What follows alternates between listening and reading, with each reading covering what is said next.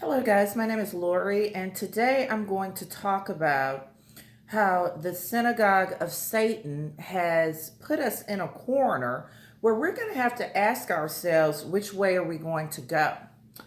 And I even did this particular thing where I show that we have two choices. We can choose the religion of the synagogue of Satan, which is called Luciferianism. And what it does, it gives us the mind of Lucifer, the heart of hate and division, and the will to either build our own kingdom or build the kingdom of darkness.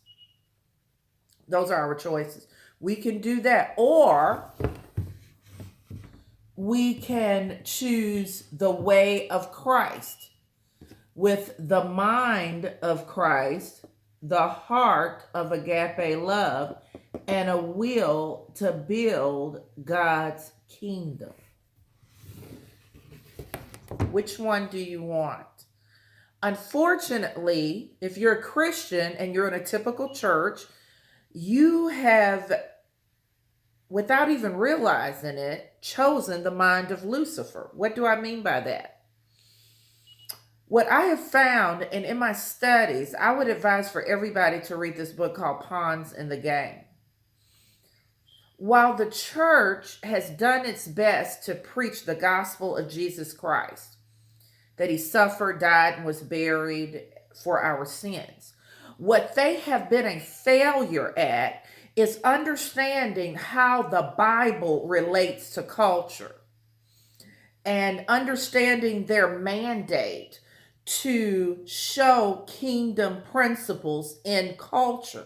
What most churches and Christians have done, unfortunately, is they have a political view, an educational view, a social view that is identical to the kingdom of darkness. What do I mean by that?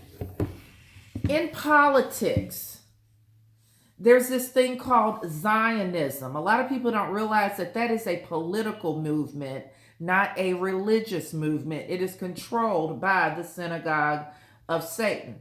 There's also communism. The 10 planks of Marxism includes loss of all private property. It includes the loss of all freedoms, no freedom of speech, no freedom to carry a gun. And it includes the loss of all wealth. The only people allowed to be wealthy are the synagogue of Satan.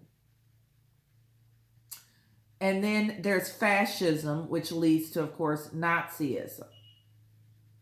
Now, what I have found is that in our Christian churches, most church folks for politics, they're probably a Zionist if they are an evangelical.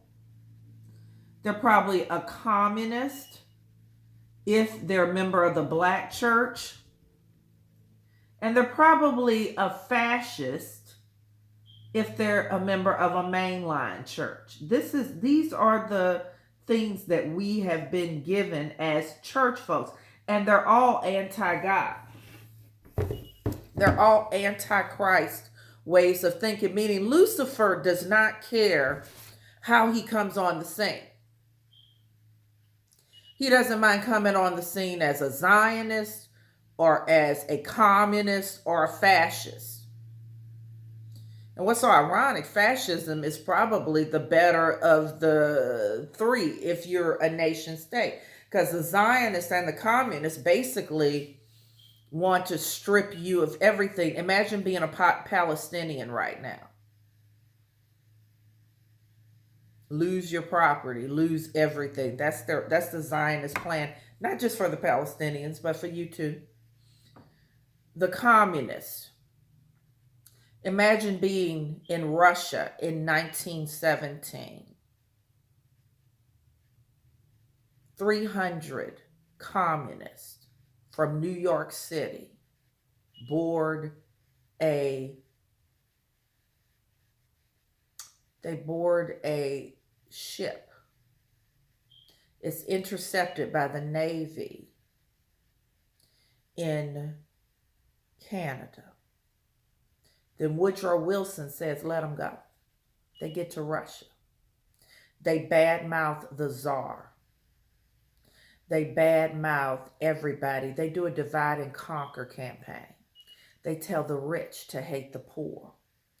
They tell the lighter skinned Russians to hate the others. And they tell the darker skinned Russians to hate the ones who have lighter skin. They tell everybody to hate their leader. It reminds me of now. If you watch CNN News, you might as well just sing the song, I hate Trump. Trump is a racist. I hate Trump. Trump, Trump, Trump, Trump, Trump, Trump. He's the cause of all my problems. A lie. That's synagogue of Satan propaganda. And the Lord wants for us to stop it. He wants for us to move to a politics of love and thankfulness.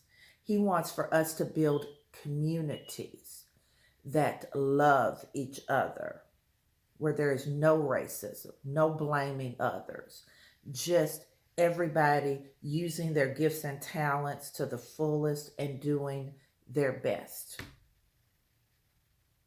May we not be like the Russians who fell for the synagogue of Satan's lies. Jacob Schiff sent Trotsky on that ship with $20 million. Lenin joined them with about $50 million, which is like billions for us. The result, 100 million Russians died. If we continue on the path we're on, I predict there will be 200 million Americans to die. As Martin Luther King said, we can live together as brothers or we can die together as fools. The choice is yours.